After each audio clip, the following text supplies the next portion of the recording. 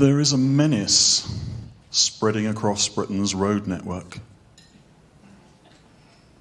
known as the driving dead. Old people.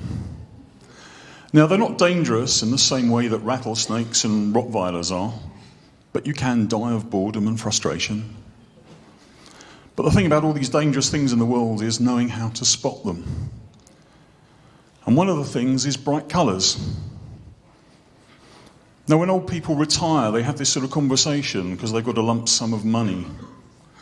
And the conversation goes something like, "Ooh, let's buy a lime green Nissan Micra because it's the last car we're ever likely to buy." It's the last car any of us would want to buy, let's face it. The next thing is from the rear, the man in the hat. Have you ever followed the man in the hat who appears to talk to the passenger seat next to him, which has got nobody in it? And then when you pull up next to him at the traffic lights, there's this little old lady who looks like Yoda who's sitting deep down in the passenger seat. And then they drive they accelerate up to the incredible speed of 25 miles an hour on the motorway, travelling towards you on their mobility scooter, known in motoring circles as a Toyota Aris hybrid. One or two of you probably have one. But that's not where the danger ends. It extends to the supermarket. Yoda and her husband go to the supermarket, get out of the car, they grab a trolley each to use as a walking frame, and they shuffle side by side up and down the aisles, mowing down anything in their path. But you ever wondered why they only pick the shallow trolleys? Because if they bend over the deeper ones and fall in, they can't get out. They're lobster pots for pensioners. They go around the supermarket and they stop by the biscuit aisle. And Yoda says to her husband, "What do you fancy dunking in your tea this afternoon?" And he says, "Don't ask me, I can't see a thing.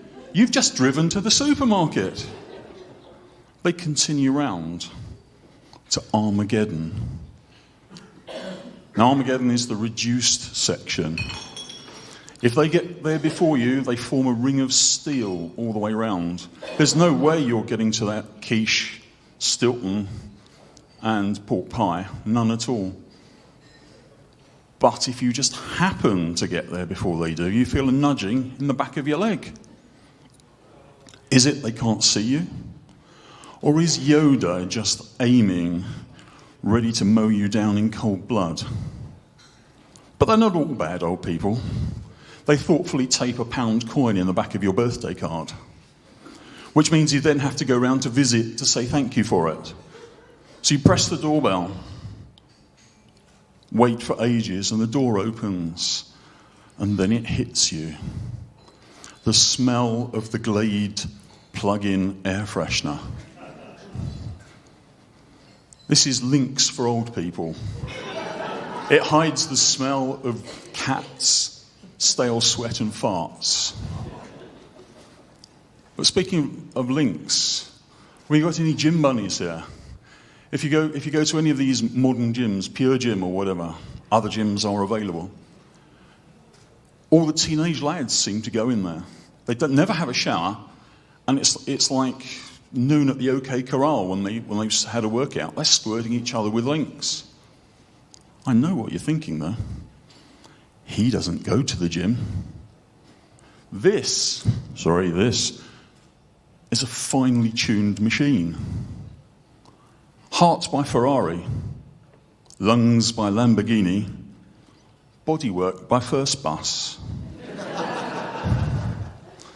But I have a question for the ladies in the audience. Why is it when you go to the gym, you wear impossibly tight lycra? And because of that, you have to wear impossibly small thongs underneath so you don't suffer the dreaded visible panty line. But worse than that, why don't you cut out the tags? Because there's a post-it sized tag that's clearly visible to anybody standing behind you. And when you bend over, we can see that you buy your underwear from Primark. We can see that it's supposed to be washed at 40 degrees. And if you bend over and stretch even further, we can see your country of origin. Took a while, but somebody got that one. I'll leave you with that thought. Thank you very much.